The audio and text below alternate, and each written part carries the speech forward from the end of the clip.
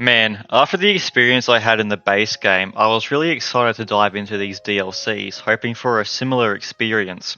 But at least for the assignment and the consequence, I felt kind of disappointed. I mean, don't get me wrong, these DLCs did a lot of stuff right, but I really wanted a similar experience to the base game, but what I was left with was a really short stealth heavy experience. The assignment being the most disappointing out of the two DLCs, it is 99% stealth, which I did praise for in the base game for being tense, but the reason I liked it in the base game so much was because you mostly weren't forced into it.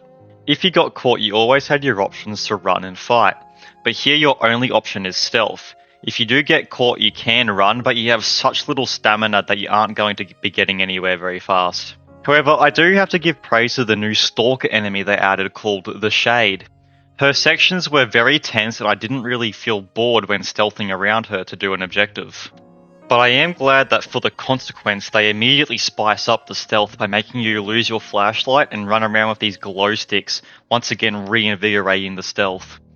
And I'm also glad that by the end of the DLC they do away with stealth entirely, letting you be a complete badass as Kidman, running around with a double barrel shotgun, one pumping nerds like you're in Fortnite. The DLCs also produced my first crash, as for some reason my game didn't like me shooting Shade in her boss fight. And speaking of her boss fight, it is probably the worst one out of the entire game, including the base game. You see, when Shade spots you, you can't sprint or shoot unless you're out of her line of sight. But to kill her, you need to shoot her directly in her face, which requires you to stand directly in front of her.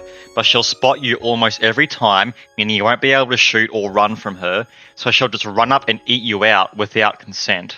When you die to her, the fight has this amazing checkpoint where you spawn directly in front of her when she's already spotted you, meaning if you aren't quick enough, you can die almost as soon as you spawn. The only way I found to beat her was to cheese the third-person camera in a way where I was directly behind cover, but my reticle wasn't, so that even though it looks like I'm shooting into the wall, my bullet travels through it and hits her face. The story isn't really that special either. I mean, it is pretty cool to see some of the crazy events from Kidman's view, but most of the story probably isn't that important outside of context for the second game, which you don't really need because the second game gives you this context anyway. I'm going to give the assignment a 5 out of 10 and the consequence a 6 out of 10. Other than a first time playthrough, these DLCs are not worth it in my opinion. But now for the last DLC, the Executioner.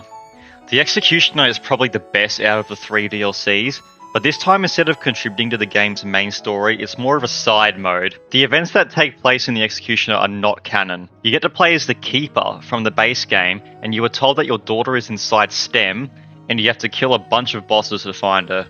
Because you get to play as the Keeper, you're essentially a walking tank and get to walk around absolutely stomping all the Haunted. Although this DLC is fun, it does feel a little underbaked, so I'm going to give it a 7 out of 10. Overall, these DLCs were a little disappointing, but I do recommend you give them a go if it's your first time playing through the games. Remember, just because I didn't like them doesn't mean you won't like them either. Even though I have been a bit cynical in this review, I definitely can see why people would like these DLCs.